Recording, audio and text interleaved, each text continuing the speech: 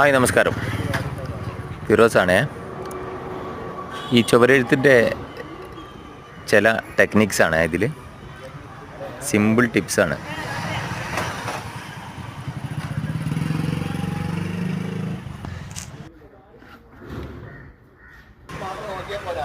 സിമ്പിളായിട്ട് ഷെയ്ഡ് ചെയ്യുമ്പോൾ ആ റെഡിന് ബ്ലാക്ക് ഷെയ്ഡ് വരുമ്പോൾ ഉണ്ടാകുന്നൊരു എന്താ പറയുക, എക്സ്ട്രാ ഓർഡിനറി ഗെറ്റപ്പ് കണ്ടോ?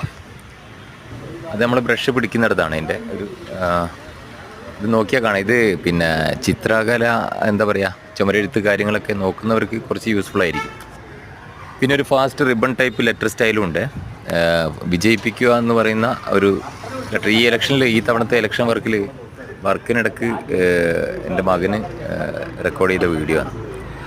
അപ്പോൾ അത് എൻ്റെ ഫ്രണ്ട്സിന് വേണ്ടിയിട്ട് ഞാനിവിടെ ഷെയർ ചെയ്യാണ്.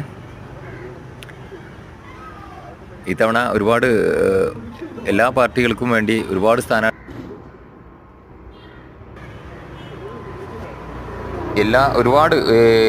പാർട്ടികൾക്ക് വേണ്ടി, ഒരുപാട് സ്ഥാനാർത്ഥികൾക്ക് വേണ്ടി ഒരുപാട് ചിഹ്നങ്ങളും ഒരുപാട് ചോരുകളും ഇത്തവണ എഴുതാൻ പറ്റി. അപ്പോൾ അത് ഞാനിങ്ങനെ എൻ്റെ യൂട്യൂബിലും എൻ്റെ സോഷ്യൽ മീഡിയ പ്ലാറ്റ്ഫോംസിലൊക്കെ ഞാൻ അപ്ലോഡ് ചെയ്യുന്നതിൻ്റെ കാര്യം എന്താണെന്ന് വെച്ചാൽ, ഇത് നോക്കിക്കാണുന്ന, ഇത് പഠിക്കാൻ ശ്രമിക്കുന്ന യങ്സ്റ്റേഴ്സ് ഒക്കെ ഉണ്ടാവുമല്ലോ, അവർക്ക് കുറച്ച് ഉപകാരമായിരിക്കും. നമ്മൾ ഒരു പതിറ്റാണ്ടുകൾ കൊണ്ട് നേടിയെടുത്ത ഒരു കരവിരുത് കുറച്ച് വരും തലമുറക്ക് വേണ്ടിയിട്ട് ഷെയർ ചെയ്യാണ്. അപ്പോൾ ഇതാണ് സംഭവം. ഈ റെഡ് ലെറ്റർ വരുമ്പം ബ്ലാക്ക് ഷെയ്ഡ് കൊടുത്താൽ നല്ല രസമായിരിക്കും. ഈ വിജയിപ്പിക്കുക എഴുതുന്ന അത് കണ്ടില്ലേ, അത് ബ്രഷിൻ്റെ പിടുത്തത്തിൻ്റെ മുകളിലാണ് കേട്ടോ.